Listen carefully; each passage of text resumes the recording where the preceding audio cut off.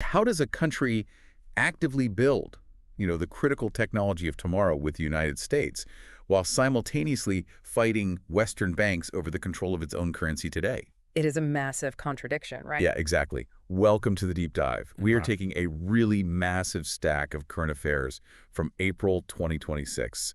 Everything from profound constitutional shifts and electoral controversies right here at home to secret geopolitical negotiations in Islamabad. And nuclear submarines patrolling the Indian Ocean. Right. Our mission today is to synthesize all of this for you.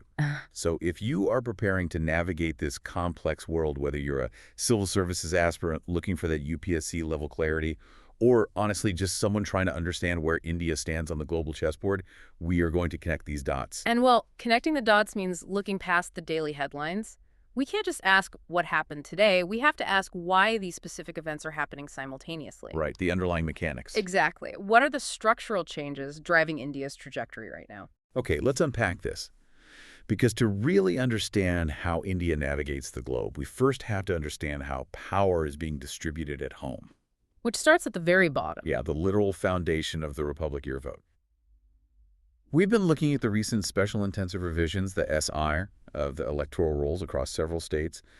And, the scale is just difficult to wrap your head around. It's massive. In Uttar Pradesh alone, over 2 crore names were deleted before the final list was released. Wow. Yeah, that is 13.21% of the entire electorate of the state. Just gone. It is a staggering administrative exercise, and you have to look at the mechanisms driving it. An SR is not just a casual update, right? It's not a spell check of the voter list. Right. It is a granular door-to-door audit of demographic reality. But the human impact of that audit is it's intense. Look at Assam. Over 2.43 lakh voters were removed. The sources detail villagers in Kachutali, including a former local election candidate, this guy named Muqaddas Ali, who suddenly found their homes evicted and their voting rights erased. Because authorities determined they ceased to be ordinary residents. Exactly. And this isn't just an Assam issue, Down in Tamil Nadu, the Supreme Court just refused to intervene when a prospective independent candidate, C. Geetha, had her name deleted right before filing her nomination. Right. So what does this all mean? How does a citizen just vanish from the democratic ledger? Well, this raises an important question about the burden of proof in a democracy. We have to look at this impartially through 2 entirely different lawses. Okay, break that down for me. Sure. From the perspective of the Election Commission and state authorities, this is a necessary, legally mandated cleanup. A system maintenance thing. Exactly. They are purging the rolls of deceased voters, duplicates, and, in cases like Assam, people who are allegedly encroaching on government or tribal lands. Right, but the other side sees it differently. Very differently. From the perspective of the opposition and the affected citizens, this looks like targeted disenfranchisement. In Assam specifically, this touches a deeply painful historical nerve linked to the 1997 D-voter or doubtful voter lists. Oh, where the burden was placed entirely on the citizen to prove their citizenship before a tribunal. Yes, exactly. So the tension is really between the clinical legality of maintaining a flawless database and the messy reality of stripping someone of their fundamental right to exist in the system. Right, but this anxiety over representation isn't just about who gets to vote. It is about what that vote is actually worth. Which brings us to delimitation. Yeah. The government is moving forward with a massive delimitation exercise based on the 2011 census. The projection is that the Lok Sabha will expand from 543 seats to 816 seats. It's a huge jump. Wait, adding over 270 members to Parliament. That is not just adding a few chairs to the table. That is building a completely new auditorium. It fundamentally rewrites the political geography of the country. And the immediate catalyst for this expansion is the 33% Women's Reservation Act. Right, because to bring in that constitutionally mandated representation for women without outright eliminating seats currently held by men, the total pie has to grow. Exactly. The math demands it. I get the math, but the politics are explosive, right? The ruling BJP is rolling out a massive campaign, like 50 town halls, to build public consensus. But the Congress and the NDA bloc are demanding wider consultation. Because they're pointing to a looming north-south divide. Yeah.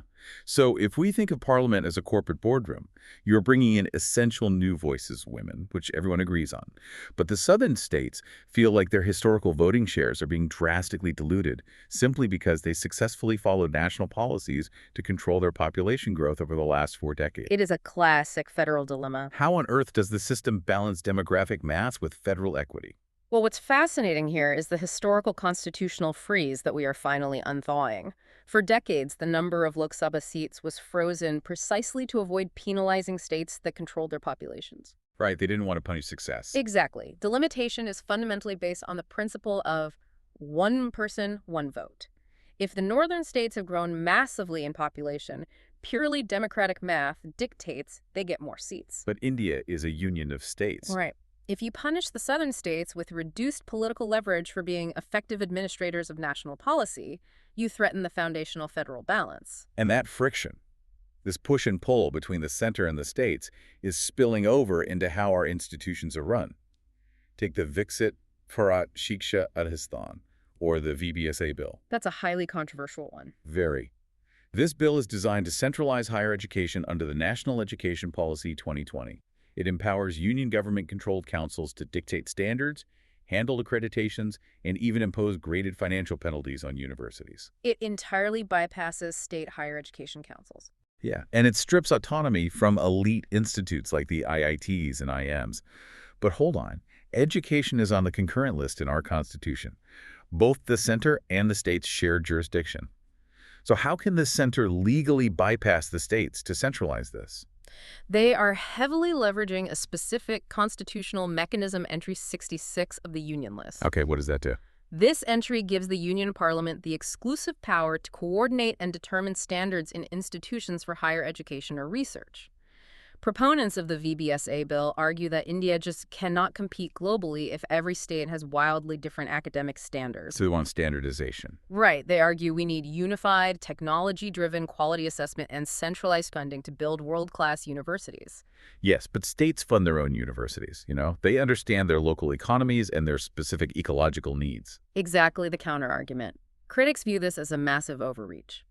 By centralizing accreditation and funding through the VBSA, the center effectively controls the purse strings and the curriculum. The risk is that regional academic diversity and institutional autonomy are crushed under rigid, top-down metrics. And when you push for that level of centralization, the friction inevitably ends up in the courts. Which brings us to the incredibly rare resignation of Allahabad High Court Justice Yashwant Varma. That was a huge development. Yeah. He was facing a parliamentary motion for removal under the Judges' Inquiry Act of 1968 after burnt currency was allegedly found at his residence. In his resignation letter to the president, he explicitly called the inquiry unfair. It's a very tense situation. Regardless of the specifics of the allegations, it highlights how intense this scrutiny and institutional friction have become at the highest levels. It really is a stark reminder of the delicate balance between judicial independence and judicial accountability. The Judges' Inquiry Act is an incredibly high bar. I mean, it requires a parliamentary process precisely to shield judges from political targeting. Right. So when a judge resigns claiming the process itself is unfair, it sends ripples through the entire constitutional framework. So we're seeing the state aggressively reorganize its legal and political architecture in the capital. But a state isn't just a constitution, right? It's physical territory. Yes. And right now, the assertion of control on the ground is just as aggressive. Let's talk about the decimation of left-wing extremism, the Naxalite insurgency. The numbers there are quite dramatic. Yeah, Home Minister Amit Shah recently stated that India will be entirely Naxal-free by March 2026, with the exception of just 2 districts, Bijapur and West Singvam. To appreciate the scale of this, you have to realize that at its peak, the Maoist Red Corridor stretched across over 120 districts. Wow, 120 districts. Yeah. This insurgency has defined India's internal security landscape since 1967. And the strategy seems to have fundamentally shifted. Since 2024, there have been nearly 5,000 surrenders nationally, with over 2,700 in Chhattisgarh alone. The human element there is fascinating. It is. The sources highlighted a surrendered cadre named Guri Kudiyam. She's 30 years old, met her husband in the dense forests of Bijapur as an armed insurgent, and now, under a government rehabilitation scheme, she is stitching kurtas in a garment factory. If we connect this to the bigger picture, it illustrates the dual mechanism of state control. How so? Well, it is not just tactical kinetic operations by security forces anymore. It is the aggressive weaponization of the formal economy. By building roads, establishing mobile towers, and offering industrial employment, the state is pulling the oxygen away from the insurgency. Makes sense. But once the forest is secure, what happens to the land itself? Because that brings us to a massive collision between aggressive economic development and ecology. Ah, the infrastructure push. Right. Let's look at two contrasting infrastructure projects. Down south, the government is pushing the Great Nicobar Island Draft Master Plan.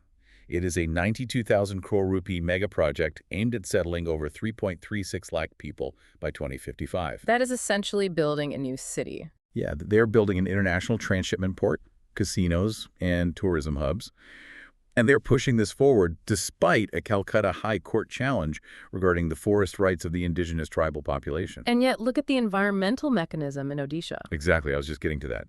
In Odisha, a proposed greenfield airport in Puri was just flat out rejected by the Wildlife Institute of India. Why? Because the site was dangerously close to the Chilika Lake Ramsar site. The risk of bird hits from migratory birds was deemed too high. For context, a Ramsar site is a wetland designated to be of international importance under an environmental treaty. Right. The mechanism here is fascinating.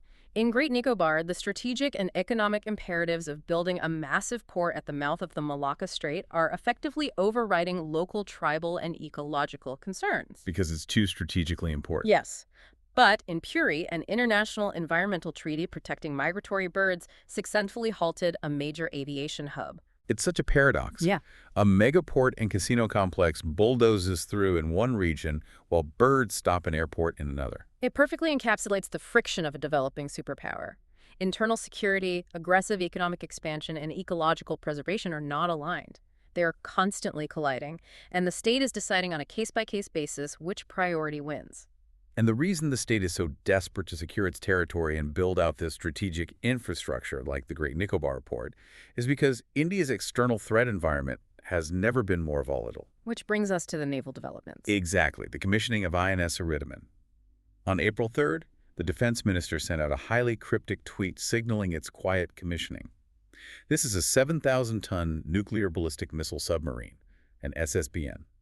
It carries 24 K-15 missiles, or 8 longer-range K-4 nuclear missiles. The mechanism of nuclear deterrence is entirely psychological, and an SSBN changes the psychology of the adversary. Because it's hidden. Yes. This completes and strengthens India's nuclear triad, the ability to launch nuclear weapons from land, air, and sea. Right, because if our official policy is no first use, we are promising never to start a nuclear war.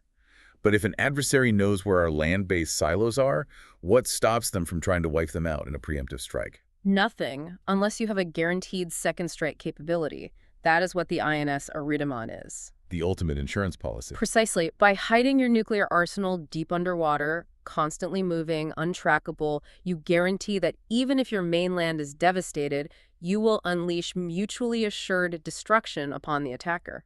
It alters the game theory of the entire region, especially when you look at the dual threats we are facing. We have a rapidly expanding Chinese naval footprint in the Indian Ocean, and we are still dealing with the fallout from Operation Sindoor with Pakistan last year. Which is exactly why you see a corresponding shift in our diplomatic posture. Hard power buys you the space to execute soft power. Yeah, that diplomatic pivot is wild. Let's rewind to May 2025, right after the 96-hour military conflict of Operation Sindoor. India was furious with countries that visibly supported Pakistan. Turkey and Azerbaijan primarily. Yeah, we essentially boycotted them. We told tourists not to go, trade plummeted, and we aggressively courted their regional rivals, Greece and Armenia. We were punishing them. But now, less than a year later, New Delhi is executing a total reset. It is quite the turnaround. The Ministry of External Affairs just sent the Secretary West to Baku in Azerbaijan, and we hosted the Turkish Deputy Foreign Minister in Delhi. If they supported our adversary during a war, why are we rolling out the red carpet today? Pragmatism over emotion. In the immediate aftermath of a conflict, public posturing and diplomatic signaling are necessary. But structurally, India realizes it cannot afford permanent geopolitical grudges. The stakes are too high. Exactly. We are in an era of rapid global fragmentation. Freezing ties with a crucial NATO member like Turkey, or a major energy hub like Azerbaijan, doesn't serve India's long-term interests. You need every lever, every open channel of communication to navigate the current chaos. And we absolutely need those channels because the chaos in West Asia right now is sprawling and, frankly, terrifying. The U.S. and Israel have been locked in this escalating conflict with Iran. Now, a fragile ceasefire is finally being negotiated. But look at the location of these talks: Islamabad, Pakistan. That is a major detail. U.S. Vice President J.D. Vance is flying in. But here's the ultimate twist. China is the silent guarantor behind the entire negotiation.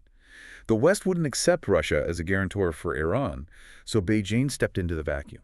This is a tectonic shift. For decades, the United States was the unquestioned security guarantor and mediator in the Middle East. Right. By stepping in, China is proving it has the economic leverage because it buys the region's oil and the diplomatic weight to broker peace in America's traditional backyard. And while China plays peacemaker, India is walking an incredibly tight diplomatic tightrope. We recently issued a statement expressing deep concern over strikes in Lebanon that caused mass civilian casualties and killed Indonesian peacekeepers serving with UNIFIL. The UN peacekeeping mission. Yeah, India is historically deeply invested in UNIFIL, so this hits close to home. But notice the phrasing. The MEA called for respecting territorial integrity without actually naming Israel as the aggressor. That omission is very deliberate. India has massive defense and technological partnerships with Israel, but it also has millions of diaspora workers and critical energy dependencies in the Arab world. Because they have to tread lightly. Very lightly. Condemning the act without naming the actor is the mechanism by which India avoids alienating either side. Because the economic blowback of this West Asia crisis is already hitting our domestic economy hard. If you are running an MSME, a micro, small, or medium enterprise in India right now, you are in crisis mode. Supply chains are a mess. Totally. Shipping routes are disrupted, freight costs have skyrocketed, and the compliance burden for rerouted shipments is just crushing profit margins. And it threatens the absolute lifeblood of the Indian economy, energy security. Right. We are scrambling. External Affairs Minister S. Jaishankar is making urgent diplomatic dashes to the UAE and Mauritius. Hardeep Puri, the petroleum minister, had to fly to Qatar to secure assurances that our gas supplies won't be interrupted, especially after their facilities face threats. We are doing whatever it takes to keep the factories running. Which leads us to the ultimate paradox of India's current strategy. Here's where it gets really interesting. On one hand, our reliance on Russian and Middle Eastern energy creates friction with Washington. Yet, U.S.-India ties are deepening at an unprecedented rate. U.S. Secretary of State Marco Rubio is visiting in May. And the new technology pacts. Yeah, India just signed on to Pax Silica, a U.S.-led initiative to secure global supply chains for semiconductors, artificial intelligence, and critical minerals. We're locking arms with the West to build the technology of the future. Yes, but look at the flip side of that integration. Exactly. Domestically, the Reserve Bank of India is in a brutal fight against Western financial institutions. The RBI is clamping down heavily on offshore rupee derivative trades, specifically the non-deliverable forwards, or NDF market. The NDF market is fascinating. Explain this to me, because it sounds like a massive financial loophole. Think of the NDF market like an unregulated offshore casino. Okay, an offshore casino. How does that work? Imagine foreign investors sitting in London or Singapore placing massive bets on what the value of the Indian rupee will be next month. No actual rupees change hands. They settle the bets in dollars. Wow. Okay. But because the betting pool is so massive, it actually influences the real value of the rupee back in India. So foreign banks are basically dictating the volatility of our currency outside of our borders. Precisely. And the RBI's fundamental job is to maintain macroeconomic stability. So the RBI is demanding that these foreign banks share their transaction data, essentially trying to bring that offshore casino under Indian regulatory oversight. I'm guessing the banks aren't happy about that. Not at all. The foreign banks, backed by their home governments, are fiercely pushing back against this extraterritorial reach. But isn't that totally contradictory? We are signing massive treaties like Pax Silica with the U.S. to secure AI and microchips, but simultaneously, the RBI is going to war with Western banks to protect the rupee from their casinos. And meanwhile, we're watching China broker peace right next door in Islamabad. It seems chaotic, yes. Are we aligning with the West, or are we just throwing darts at a board and hedging our bets? It goes much deeper than hedging. What you are describing is the operationalization of multi-alignment. Multi-alignment. Yes. In the Cold War, you picked a block. Today, India is ruthlessly compartmentalizing its national interests. It is securing its financial sovereignty through the RBI. It is securing its daily energy survival through Gulf diplomacy. And it is securing its technological future through Pax Silica with the U.S. So it's about being adaptable. Exactly. India is realizing that in a multipolar world where a Chinese mediator can sit at a table with an American vice president in Pakistan, ideological consistency is a liability. Agility is the only currency that matters. Wow. We have covered a massive amount of ground today for you. We started by looking at the mechanisms deleting voters in Uttar Pradesh and Assam, and the demographic math threatening to reshape our parliament through delimitation. The domestic foundations. Right. We saw the center leveraging constitutional loopholes to control university education, while the state simultaneously crushes the Naxal insurgency to open up the forests for development. And we watched that domestic development collide with ecology, from the tribal forests of Great Nicobar to the migratory birds of Puri. It's all connected. It is. Then we zoomed out to the global chessboard nuclear submarines altering game theory, diplomatic resets with Turkey, and the ultimate paradox of securing our AI future with America while fighting their banks over our own currency. It is a profoundly interconnected web. And I want to leave you with a final thought to ponder as you process all of this. Go for it. We have discussed how India is simultaneously centralizing its power at home, standardizing education, pacifying insurgencies, and asserting financial control, while remaining incredibly fluid and non-aligned abroad. But as the global race for AI, semiconductors, and energy forces the world into much more rigid, heavily armed blocks, can India realistically sustain this dual identity? That's the big question. Or will the sheer pressure of a fragmented world eventually force New Delhi to make a definitive choice, a choice that fundamentally redefines the republic? We always want the clean answer, you know. We want to know if we are aligned east or west, if power is central or federal. But the reality is that India's trajectory isn't a multiple choice question. It is a complex, constantly adapting organism, using every lever it has just to survive and thrive in an incredibly dangerous century. Keep diving deep, and we'll see you next time.